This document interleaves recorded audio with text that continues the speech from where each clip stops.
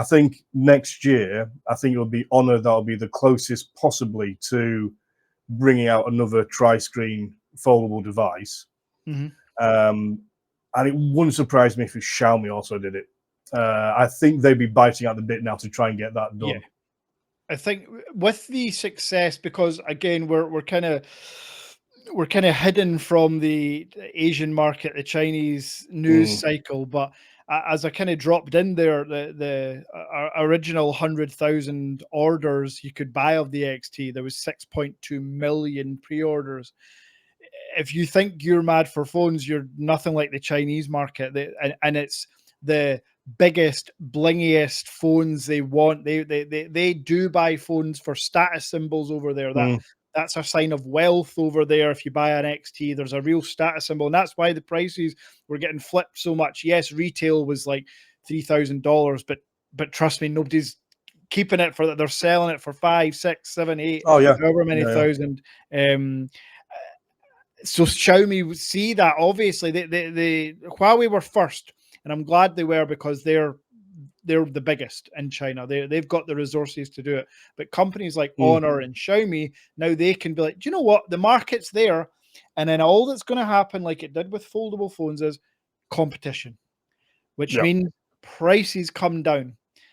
And that's all we can hope for as end users, to have choice. Imagine like in 4 years or 3 years to be like, wonder which trifold I'll buy this year. Will it be A, B, C, or D? Right now, there's only one.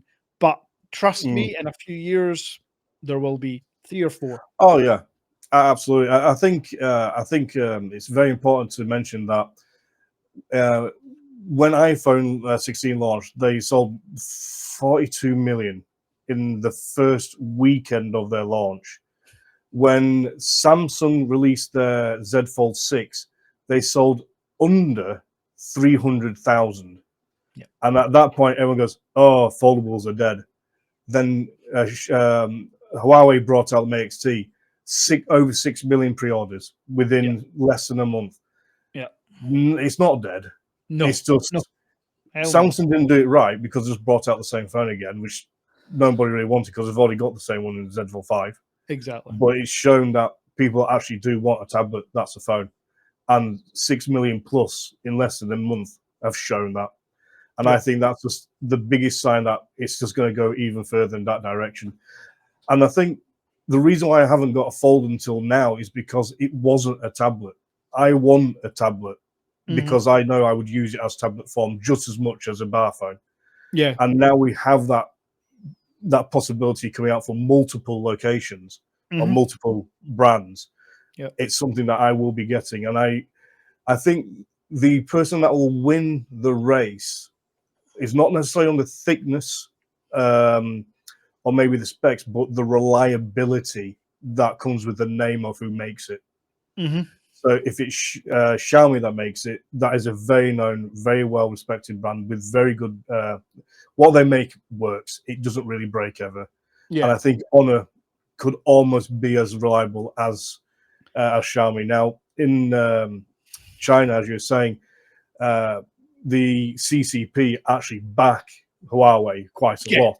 They're the king over there, Oh, yeah. And there's a lot of nationality and loyalty behind Huawei from the Chinese populace, because it's their brand. So they do really well, but I don't know how well they're going to do next year. I think it's all perspective, like as in it's all geographical. If the Huawei was a global release with a global warranty, with global accident protection and screen replacements, my God, there would be no issue. You know, we wouldn't be having a conversation. It would be Huawei would just kill the game. But they're not. Same with like the phones you buy from my store and other import stores. Yes, you'll get a 1-year warranty, but there's no accident protection. There's no like, oh, we'll give you a free screen replacement. What we need to do at some point, what we want to aim for, is all of these, more of these getting global releases. And that sounds crazy for someone with an import store to say, but trust me, that's what I want. I want the competition to become more global, because it is that we know the specs are there, but it's that reliability. It's that peace of mind to know that, do you know what? If something goes wrong here, I know I'm covered because there's a Samsung store just around the corner, or I can go online and they'll come and pick it up and it'll be fixed in 7 days. That's what people want, and that'll open the floodgates even more. The fact that we're getting all these orders of the XT through stores like mine with, again, not much protection is testament as to how popular fold phones are, to be honest. Oh no, absolutely. I mean, one of the things in with the Mate XT, it's a bit of an odd one because they do give a 12-month free screen replacement if it breaks, but because the phone's so new, they're not set up to do it. So it's a bit of a one that they will do it for you. They just can't do it yet, but in another few months they should be able to. So I think at the moment they're just see. There's a lot of on the Chinese media. There's a lot of fake reports and news going on. Things are being clearly twisted to be seen in a certain light when people are telling them what's gone wrong with the phones. I don't think it's very truthful at all. So it's very hard to work out the lies from the chaff, if that makes sense. Yeah. But I think Huawei would most probably, if you have broken your brand new phone, which let's be honest, they know they're going to have this happen because of course users are users. So they'll have a default 20% expected failure rate for this launch of this phone because they know people haven't used it before, they're going to fold it the wrong way and break it. So they'll most probably just offer a brand new replacement. Is what I'd expect to actually happen, but we don't get reported on that because that's not as interesting and it doesn't get as many clicks as my brand new £5,000 phone just broke. Exactly. You hit the nail on the head. We are fed the information we want to be fed, or they want us to be fed a lot of time. The propaganda train is real, but we don't have to get too deep into that. I've actually just reminded me, I had I think I sold like 35, 40 XTs. One of my members had a screen issue. Green screen went black, like liquid. Just sent it back to my supplier. They repaired it and sent it back. Took about 2 weeks, I believe. So there will be issues. The Honor Magic V3 has had quite a few screen issues. Now, a lot of the time, I've had 7 sent back for warranty. Now I've sold over 300, but 7 have gone back for warranty, and that's quite a high thing. A couple of them, it turned out, was just a screen protector, nothing to do with the screen, but a few were screen cracks down the middle. But folks, you're buying a fold phone, you're folding an OLED panel. Things like that will happen. And that's why we want to drive for more reliability, more cover and protection. I always tell people, they'll get it insured as soon as you can. Through your house, contents insurance.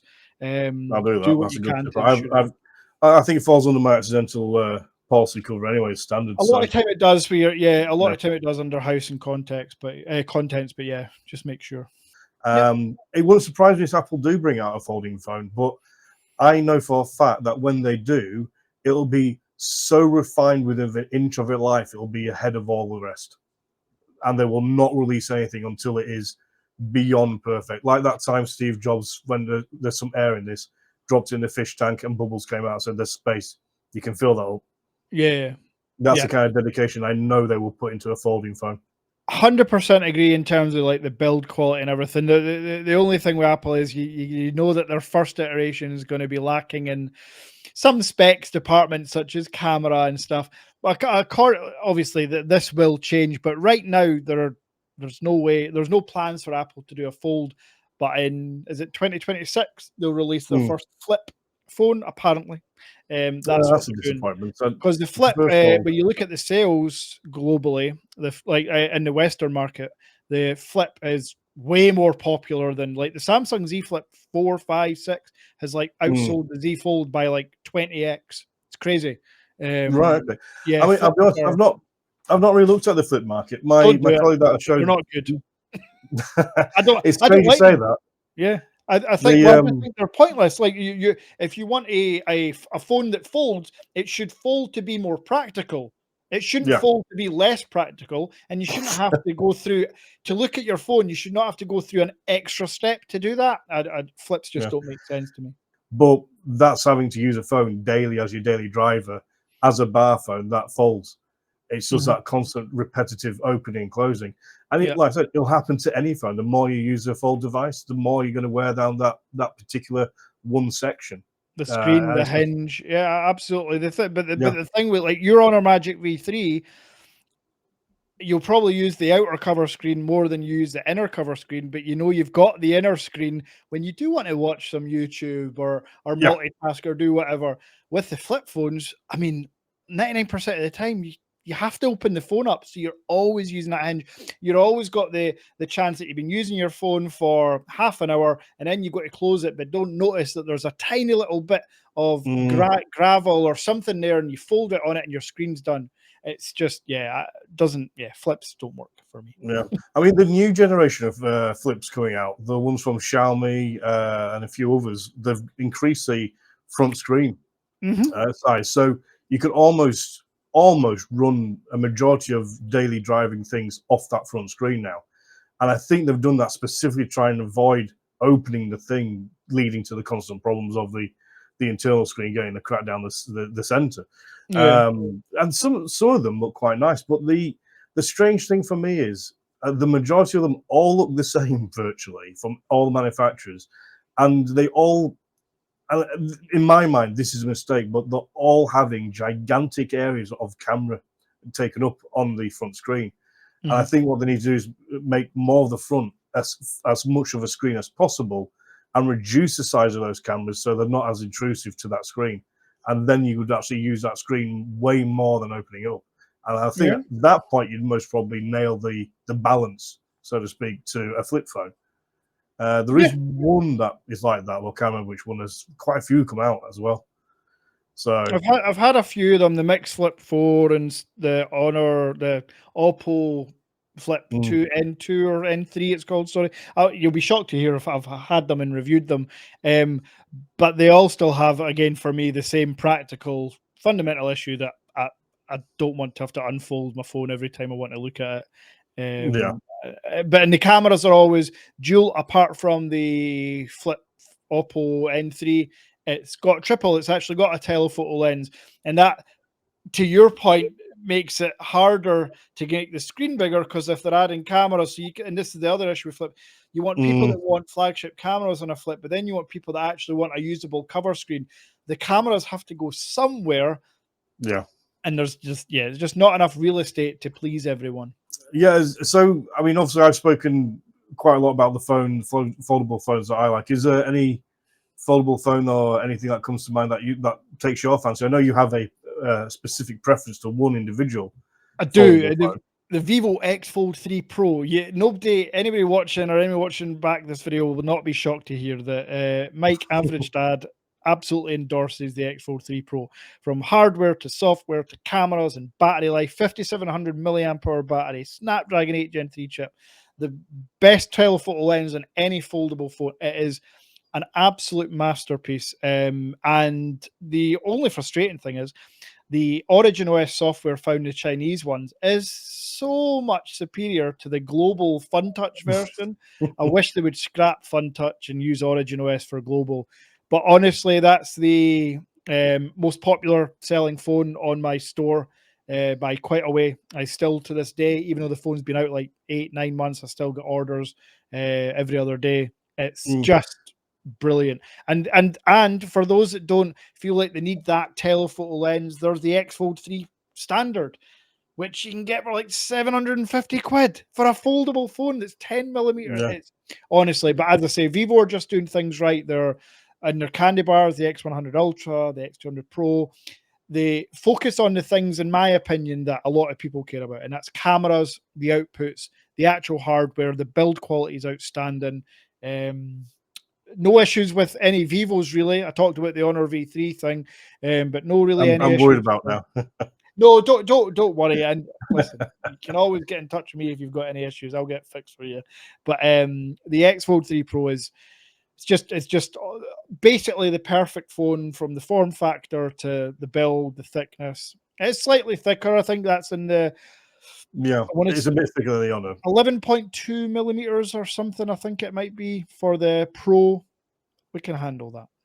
Yeah, I think one thing that I'm still waiting for with great anticipation and bated breath is these camera bumps to start disappearing because they annoy me. I Mm. don't like them on the S23 Ultras. They're in a stupid place. They should go across the whole width like Google do, which The makes more Pixel, sense. yeah, the Pixel 8 Pro was a nice having the bar. See, I don't mind on candy bar phones. I don't mind like that rear, like, well, what have I got here? I've got the Oppo one is Mm, fine. I've got the OnePlus is nice as well. You know, I don't mind those because they're candy bars. On fold phones though, yeah, I don't know. I don't know how to do it because they want to keep them thin. So you yeah. have to have you've got the thickness of the phone, but then there's always a bit more for the camera bump itself. So how do they make that? Um, yeah, it's a See, tricky one. Xiaomi, again, another wonderful phone by Xiaomi. Xiaomi brought out their latest gaming phone, and that had the cameras completely flush, and there's two cameras on the front. The middle one was actually an RGB color changing cooling fan, Right. Okay. um, Yeah. and you could get in two colors, black or silver, and the silver looked so cool. Okay. I was very tempted by it because it looks really futuristic. Yeah. Um, and they've put their cameras flush, and it just looks neat and tidy and crisp. Um, It does, and but those cameras will not be good. I can promise you that. Yeah, I was going to say, I wasn't going to say they were good cameras. I just said it yeah. looked good. Yeah, design wise, yes, it would be good if they could have them flush, but then you're losing on the thing that actually matters, which is photo and video quality. Mm, Gaming phones have never been known for their photography. yeah, yeah, agreed. I mean, the interesting thing is, before I got the Honor, like I said, I had the S23 Ultra, and I was going from Xiaomi Redmi Note 10 Pro, and I thought this is actually a good time to see which one's best, And I was expecting a lot from this really 1-year-old flagship Samsung S23 Ultra. I thought the speakers are going to be so much better, and the video quality and everything. So I thought, right, okay, I'll get both phones, exactly the same video, play on both. And I sat there and I turned the volume up on this one while that one went down and swapped it over. Mhm. No difference, Yeah, identical. yeah. The only difference was the Samsung had just a fraction more bass. Mhm, That was it. And I looked at the picture quality, identical. I mhm. couldn't physically tell the difference between the two. Yeah. And then I checked out the cameras, couldn't tell the difference because the Xiaomi had the 200 megapixel camera, just Mhm. like the S23 Ultra. Yeah. Both had telescopic zoom to 30, I think it was. Okay. Um, and there was no difference. So I had this Redmi Note 10 Pro from Xiaomi, £250, 3 years old, Mhm. against a flagship 1-year-old S23 Ultra, and it couldn't beat anything on the Redmi Note 10 Pro. It Yeah. did beat the battery life because this was 3 years old and the battery got to the point where it was Yeah. dying. But it was just like, well, why am I spending 1,000 pounds when 250 quid gets me this? Yeah, and that's where Um, we're at, and as I mentioned that about, like, the OnePlus and the Oppo, and, that's where we're at now. You honestly don't have to spend £1,200 on a candy bar mm, phone. Folds is different, but a candy bar phone, for me, the price point should be for a flagship should be about £799. That should be yeah, the flagship price for a candy bar, and then we want to get flagship foldables down to about £1,299. There we go. yeah, I think Everyone's that's fair. happy. A flip phone, £499. There we go. Move on. Everyone's happy. That's how you should go. But because Samsung and Google charge this, then OnePlus have to charge that. And because iPhones are this much, Mm, well, that's what we can aim towards. And we've just got in this cycle. But as you just rightly said, that was a 3-year-old phone. There are always Xiaomi phones coming out, budget ones. Vivo bring out budget phones.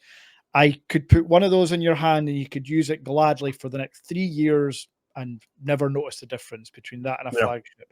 But the thing is, a lot of people now saying that Samsung's got lazy and they've just got given up on innovating when they're one of the biggest innovators. I mean, Yeah, some of the things they do are out there, admittedly, but a yeah, lot of things we have now are because of their innovation from 10, 15 years ago. And now they're just completely 100%. stopped. Yeah, they've got And lazy. I'm hopeful that the release of the SE and the W25 is them starting again. They're mm, like, okay, so we've done that. we've completed that. Let's move on and actually start to innovate again and compete, because they Yeah. still get sales, but nothing like they used to. Nothing like they used to.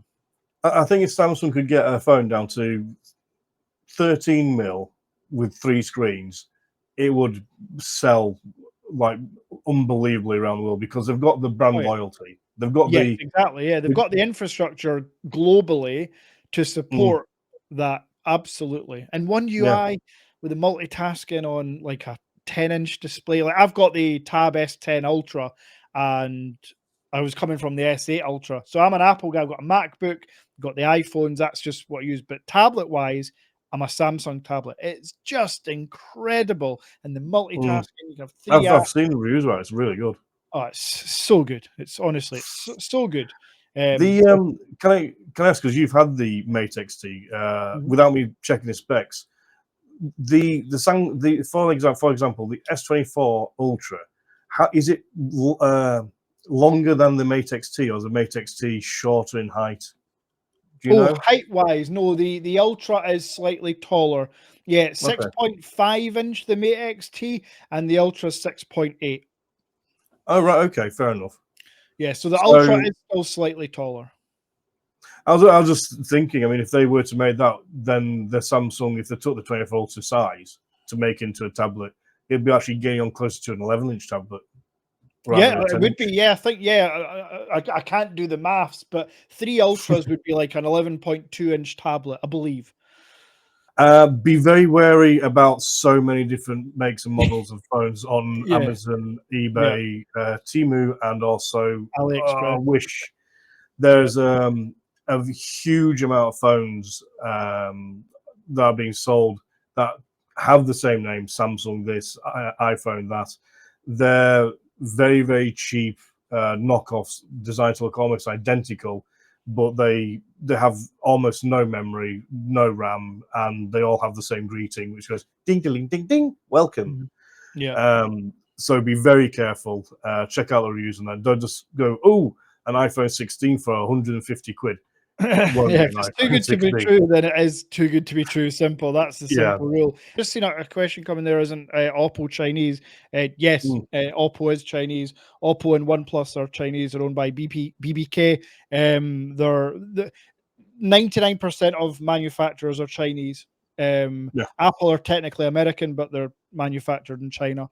Samsung are South Korean. Pixel are technically American, manufactured in China. But then all the other ones, Xiaomi, Vivo, Oppo, Honor, Huawei, they're all Chinese. That's just yeah. So and I Mm. always find that hilarious. Like people talk about security issues with Chinese phones and stuff. Are like, oh, but like, are they listening? It's like, no, they don't listen. They don't care about you're going to the shops to buy your bacon and eggs. They're not listening to you. And your iPhone is made there as well. So yeah, don't. Yeah, there's no security issues. It's all just Yeah. they're the best manufacturers of it. Yes, Oppo are Chinese. They sell globally. Honor are Chinese. They sell globally, and so on, so on. One of the questions is any Vivo Folds with screen issues. How reliable are they? Yeah, so I kind of covered that. The X Fold 3 Pro, I've had all the Vivos. The X Fold 3 Pro is the biggest selling phone in my store. We sold about 400 and maybe a bit less than that. We've had two issues. One where the person admitted it was they dropped it, and Okay. the other one person didn't. But a 1 in 400 or 1 in 350 rate is any tech company that makes a fold phone would take that. Trust me. Yeah, that's So really good. yeah, but in terms of compared to the rest, no, they're reliable. But nowadays, luckily, your Samsungs and stuff, they're reliable. They Mm. really are. So yeah, no issues with the Vivo, thankfully. We have a statement saying, I'm all budget. That's sad. I have to disagree. If you're smart enough to shop around, you can now get, like from Xiaomi. Xiaomi's whole principle of their business is we'll make the very best phone and we'll sell it at the lowest price possible, undercutting everybody else. Mhm. Because we know that when that phone comes to the end of its life, because they're only designed to do 2 years, when it comes to the end of that 2 years, you'll go back to Xiaomi and then you'll get a new, super updated phone at a really low price. And Yep. that's their entire business level. They go to the extreme lengths to do their business, and they've actually been one of the fastest growing phones in the last 5 years. J- So nothing wrong with being budget. Like you said, if you were here a few moments ago, I was saying that I was comparing the Redmi Note 10 Pro to the S23, and the S23, even though it was 2 years newer than the Redmi Note, couldn't beat anything on it. It was nowhere. There was nothing better apart from the speaker was a bit more basic. So yeah, if you want to spend £200, £300, you can get some fantastic phones out there for that price. And I would also say, look around. Like if you don't mind buying used, buy a Xiaomi 13 Ultra. Buy a flagship, a 2-year-old flagship. You can pick up for a third of the price. Genuinely, a Xiaomi 13 Ultra for around £400 or less now, and yeah, that's within budget territory, budget phone territory, but it's still a flagship. It's still an absolute beast with amazing cameras. So yeah, look around. Yeah. No, that's a brilliant. The S23 that I was on about, I got mine second hand, and it was £480. Yeah, there you go. Nothing wrong with it. Screen was perfect. The backing was pink, but I put a case over that. Never knew you wouldn't be able to. It was brand new. The battery lasted well over a day. It was. The other thing to consider is the longer term. So obviously, I'm all about sales and numbers and stuff. But if you buy an S23 Ultra for £480 now, even in a year's time, you're probably still going to get about 300 quid for it, 350 quid. Yeah. You ain't do if you buy a budget phone now for £300, say, in a year or two's time, you're not going to sell it. Without being funny, you're really going to struggle to sell it for more than 100 quid. So you give it away to somebody, your family member, or pass it on to your son or your daughter. Unless you want it to be brand new sealed and your budget is 400 quid, then obviously you have to buy a budget phone. But if you've got 400 quid, look at a 2-year-old flagship phone, and you will be very, very pleasantly surprised. So things are, I think things are moving in the right direction. It's just going to be. It's going to be very interesting in the next couple of years to see what happens with the foldable phones. As we were saying earlier, there's clear demand. Well over 6 million people are demanding this tri-screen phone. We've got down to the point now where the majority of manufacturers can get their phones really thin. I think it's just a year or two to see who's going to be next. I'm hoping Xiaomi. What were the cameras like on the Xiaomi Fold, by the way? The Mix Fold 4 has really, really good cameras. It's a quad setup, 5 times optical. They're just Xiaomi's post-processing isn't up there with Vivo and Google and iPhone and even Samsung. The pictures are fine, they're just not quite there. And what Xiaomi, before they work on the cameras, they need to work on the crease. The crease on the Fold 4 is glaring. Right. I've got the cabinets right here. So this is the Mix Fold 4. Nice, proper camera bump. It's on the desk. It doesn't wobble.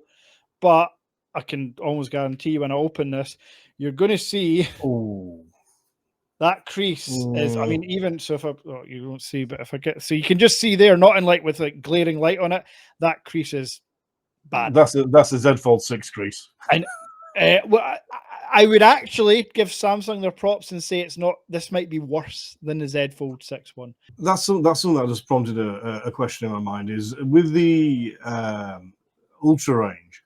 I know that there's 2 types of release. There's one release with the best spec processor on the phone, and then there's a UK release with a lower rated processor. Is that still happening with the foldables or? No. So they never done. They also never done that with the S24 Ultra. The S23 Ultra, I believe, was the last one to get the Exynos in the UK. I think that's one, and the Snapdragon in the US. The S24 Ultra was the first that they got rid of Exynos, and it's just Snapdragon chips they've put inside. And I believe that's just the same going forward. I mean, I'll be honest. For many years now, I've had a £6 a month SIM with unlimited calls and text, and I think it's got like 10 gig of data on it. I've had that for. It must be like 10 years. It could be more than 10 years. And I just buy my phone. You know, it's just like, if the phone I get's doing everything I want and it works, I use it. And then if something comes out that's better and I like it more, I either sell it, because all my phones, when they come to the end, are still in mint condition, pristine, out of the box kind of look. So I'll then be able to sell it for a good amount, put that towards a new phone, I'll buy a new phone. I tell all my friends all the time, so why do you keep going to contracts? You get locked into a contract where you're paying a ludicrous amount every month. You're having to do that for 2 to 3 years. It's usually 3 years now a contract typically, which is, I think they're going to nearly 4 in some cases for the top end. Try and lower the monthly cost for the device costs. It's just crazy what they do. I'm with Sky Mobile, and they do 36 months contract. And you're like, whoa, that's just insane. Right, good. Well, listen, I've really enjoyed that. Yeah, no, it's been really good. Thank you. If any other topics or anything you want to talk about, I can be free. So thanks for the invite. It's been good, Ben. No, thank you very much for coming to join us. Like I said, guys, if you do want to check out his channel, it is the Average Dad channel on YouTube, and his store is the Average Dad Tech Store Official. Average Dad Tech. It's Average Dad Official. But to be honest, you're best just clicking the link through my YouTube channel. I've yet to do any Google ads or anything. So yeah, he's got the best array of mobile phones from the China ROM market that you can get. And he's also got the Samsung SE coming to your store, haven't you? SE is already in the store. Yeah, I think we sold about 40. W25 had a few pre-orders of that. Yeah, you name it, I'll have it. But again, it tends to be more in the flagship category. Next year, I'm going to work on that budget tier range because there's so much out there. Same with tablets and smartwatches. I've got some, but I just want to have everything comprehensive. I know the feeling. It's just but yeah, definitely go to his channel, guys. Like I said, I mean, it's the SE, and he's got it there for you. So, what more reasons do you need to go and see his store? In my mind, as well. Exactly. So, right. I appreciate you. I better go and make my dinner. Thank you very much for your time. I'll see you later. Right. Take care. See you later. Bye. Bye. Bye. Bye.